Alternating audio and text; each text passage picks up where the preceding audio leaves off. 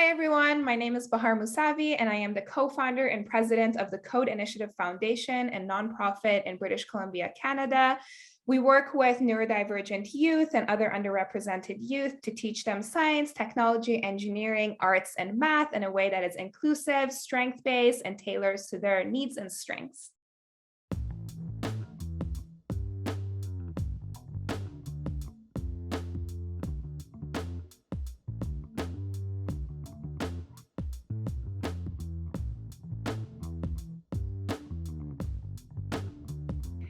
Neurodiversity was basically coined in the 1990s, and it comes from the neurodiversity movement.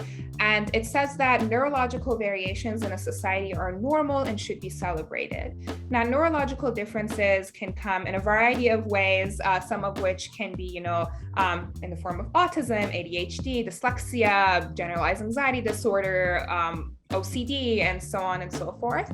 Many neurodivergent individuals who have a neurodiversity are diagnosed. Some might not be. Some might just have a learning diversity, essentially. But the neurodiversity movement was a movement that tried to shift the focus from a deficit medical model that existed previously on these things to a strength-based model that celebrated these differences and said that these differences are normal, they exist, we need to celebrate them. We just need to shift our focus and focus on the strengths of these individuals and see how we as a society can support them to harness the potential, which is exactly the model that we have at C.O.D.E. We say that all of these differences are normal, they're celebrated, and it's up to us to find a way to capture our students' attention and use their strengths to be able to teach them the concepts of science, technology, engineering, arts, and math.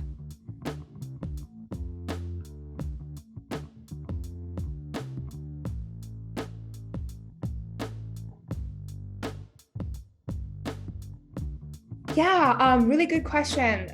There definitely is a lot to be still done. And as much as we are doing, and I'll say what we're doing, there's still a lot more that needs to be done on a governmental level, on a policy level, and on a personal level for every person. From the C.O.D.E initiative perspective, what we do is we really try to get students, kids from a very young age to be interested in STEAM, so that's science, technology, engineering, arts, and math. And this is because a lot of neurodivergent students don't get to have the opportunity to really learn in a way that is a strength-based approach and is tailored to them in the traditional education system. So a lot of times I go to schools or whatnot to, work with clients, and I see that as soon as those STEM topics come up, a lot of kiddos are just pulled out of class, or they don't get to learn in a way that it really harnesses their potential. And so the whole purpose of C.O.D.E and why we created it was to do that tailored one-on-one strength-based approach with students to get them interested in the world of science and technology, engineering, arts, and math, and to teach them in a way that they learn best.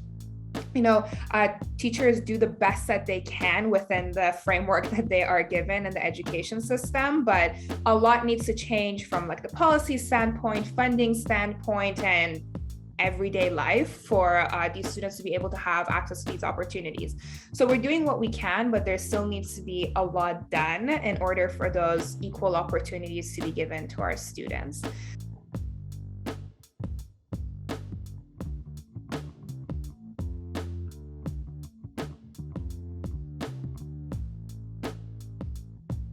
A great memory that I have, and it really showed inclusive education at its finest, I think, for us, was we went to a school, and there was a student there.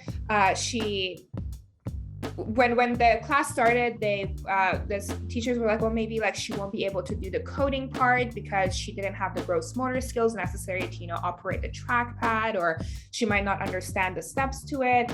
And we said, you know what, that doesn't matter. We're going to have her enjoy it in the best way that she can. So what we did, instead of actually starting coding on the computer, she loved to dance, so we taught her the knowledge of the concepts that we were going to cover on the computer through dance. So we were the robots that she was coding, and she coded us to dance. And before you know it, she was laughing so hard and she was having just such a good time.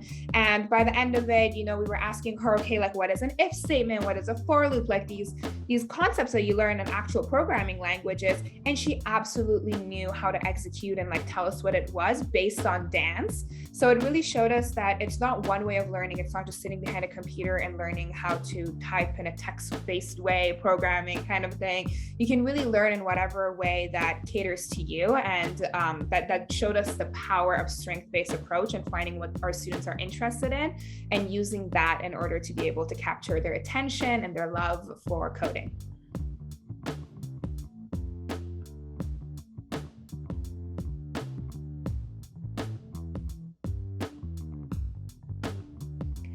So the Code with Code bursary program is a bursary program that was created through the Code Initiative as well as BC Tech Association in BC, and a group of tech companies, a tech consortium that put a pool of money in so that we can provide our services for free to families and really break down that cost barrier.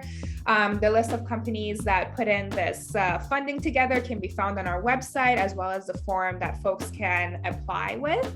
So if you head onto our website, www.thecodeinitiative.ca, and go to programs, underneath you can see the Code with Code bursary, and you can either fill the form or request an advising session, and we will go ahead and fill the form with you and get the information needed. And the selection for the bursary is on a needs-based basis. So we will get this information, and based on the other families in the system, we'll get back if you are selected. Regardless, all our classes can still be taken outside of the bursary program as well. But this bursary program really gives us the chance to be able to provide this to families who otherwise might not really be able to take our classes. Now they can take it for free, and you can take up to 3 classes with the bursary program. I would really like to thank BC Tech Association as well as the Tech Consortium that put this funding together and made this all possible. It really gives a lot of families opportunity to be able to use our services, because cost is definitely a barrier for a lot of the families that join Code as just out there. So this really makes a lot of difference for the kiddos in our program, and I would like to take a second to just really thank the consortium as well as BC Tech Association for making this possible.